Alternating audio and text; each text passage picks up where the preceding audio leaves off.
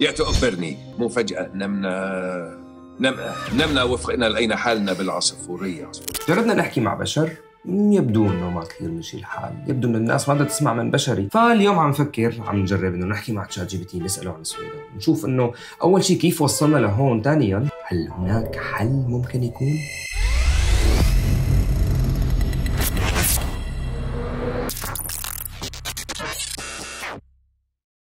يا أيها التؤبشني، معلش فهمني كيف وصلنا له. يعني ناس شايفة الحق على الحكومة، وناس شايفة الحق على أهل السويدة، ناس شايفة الحق على البدو، العشاير هن بدو أو مو هن اللي بدو. كيف وصلنا لبقبلش وحماك الله ويا شرعه والفزعة؟ شلون فجأة نمنا فإننا لقينا حالنا بهالعصفورية اللي نحن فيها؟ وين هذا المشهد، هذا الفيديو اللي تبع الشباب السوريين اللي عم ياكلوا مع بعض بعد السقوط، وهن من كل الطوائف والمحافظات والأديان عم ياكلوا مع بعض، وعم يورجوك اللوحة الفسيفسائية السورية ما غيرها، والموزاييك السوري بأحلى حلي، ولا ناس على الحلوة إيدك وإيدهم وناس على المرة بتكتر مواعيدهم؟ وين هذا الحكي تبع الهلال يعانق الصليب وعلي وعمر إخوة وما بعرف شو؟ هل هذا الحكي هو فعلا حكي نحن من هيك صف حكي مثل ما بنقوله، حكي فاضي، ولا هو عن جد له معنى جواتنا؟ تؤبشوني الكلام الحلو بالمجاملة، أما الغلاوة بالمعاملة. فبدي نظرة من عندك من برا الصندوق، من صمصومة مخيخك الاصطناعي. اسمعوا تشات جي بي تي شو قال لي. يا تؤبرني، خليني أحاول جاوبك من صمصومة مخيخي الاصطناعي، بس بصدق ووضوح مش مجاملة.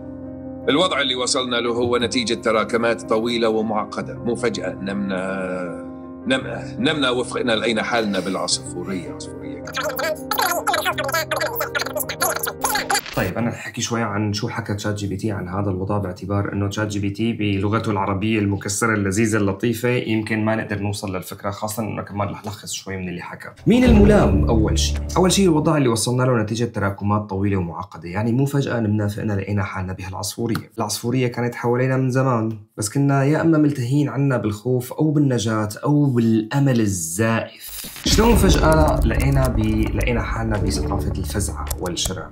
وقت الناس بتحس انه ما عاد في دولة، هذا حكي تشات جي بي تي مو حكي، وقت الناس بتحس انه ما عاد في دولة بتخلق دولة لحالها. بس الخطورة انه احيانا الدولة الجديدة بتطلع افكارها متأثرة بالفراغ يلي تركته الدولة الاصلية، يعني الفراغ اللي تركه النظام للاسف. وهي الدولة الفتية الجديدة هي ما عم تقدر انه تملي مكان دولة جديدة، باعتبار انه النظام القديم كان هو بحد ذاته عبارة عن عصابة معبية هذا المكان اللي اسمه دولة. ما كان في مؤسسات عم تبني عليها، وما عم تسارع ببناء هي المؤسسات، وهذا هو اللي نحن عم نسميه بالانتقال السلمي للسلطة. لو احيانا الدولة الجديدة بتطلع افكارها متأثرة بالفراغ يلي تركته الدولة الاصلية، يعني بدل ما نكسر القيد القديم نحن بنكون عم نلبس واحد جديد. اللي صار هو ردة فعل على الفوضى، بس مو دائما ردات الفعل بتكون حكيمة. طبعا ردات الفعل من طبعها انه هي بتكون عشوائية، مشحونة بالغضب أكثر ما تكون مشحونة بالوعي.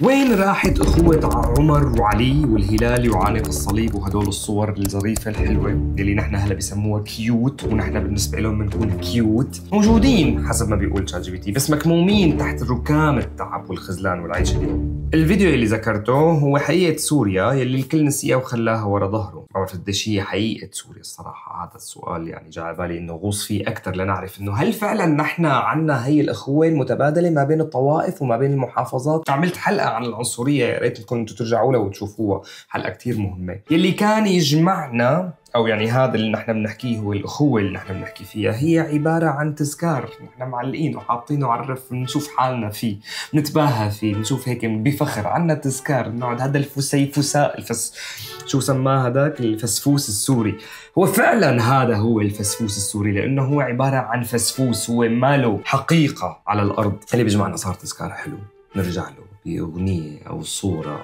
بس هو فعليا ما له مشروع سياسي تتبناه الدولة. نحن ما لنا شايفين اليوم انه الدولة هي عم تتبنى مشروع سياسي بيجمع الكل، وللأسف كمان هو ما له مشروع، ما له وعي اجتماعي حقيقي. نحن جوات بعضنا لساتنا في عنا هي التفرقة اللي هي مزروعة من زمان، ومو سهل انه الواحد انه هو يخلص منها بين يوم وليلة. ليش؟ حسب ما بيقول تشات جي بي تي، وانا عم بحكي كلام تشات جي بي تي ولكن بالتصرف، لانه ما في مشروع وطني جاب، الكل تعب والكل صار بده امان لاهله مش للبدن. الكل عم يلعب سياسة النجاة مو سياسة البناء. حبيتها كتير هي الفكرة، إنه فعلا نحن بعد 14 سنة حرب و50 سنة ديكتاتورية نحن عم نعيش بسياسة نجاة، نحن عم نحاول ننجو بأنفسنا. لما الواحد بيكون عم ينجو بنفسه هو بيكون عم يا دوبه عم يعيش اللحظة للحظة، ما له قدران إنه هو يشوف الخطوات اللي هي لقدام، فهو فعلا ما بيكون عم يبني وإنما بيكون عم ينجو. برا الصندوق لما أنا طرحت سألته إنه أنا بدي جواب من برا الصندوق، قال لي سوريا ما بدها بطل. وأنا اليوم بشوف كتير عالم بيشوفوا بشخص ما هو البطل اللي نحن بحاجته، مثل ما كان بالضبط سوريا بشار الأسد هو الأمل. بنفس الطريقة اليوم الناس تنظر إلى الشرع أو غيره وغيراته أو الشخصيات، يعني مثل ما في ناس بتلاقي إنه بتشوف الرمز والقائد بشخصية معينة وبتشوف إنه هو البطل لهي المرحلة. نحن اليوم ما لنا بحاجة بطل، نحن بحاجة سيستم. هو حسب ما بيقول تشات جي بي تي، سوريا ما بدها بطل، بدها مجتمع يفهم إنه لو ما تشاركنا بالألم ما رح نشارك بالشفاء.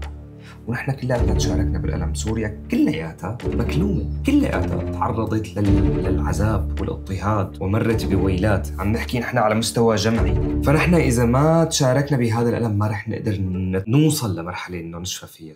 بدنا نعرف إنه المجاملة ما بتبني بلد، المعاملة والصدق والمسؤولية هي اللي بتبني. الفزعة حلوة وإذا ما تحولت لوعي سياسي واجتماعي بتضل مثل الطلقة العشوائية، بتخوف بس ما بتحرك.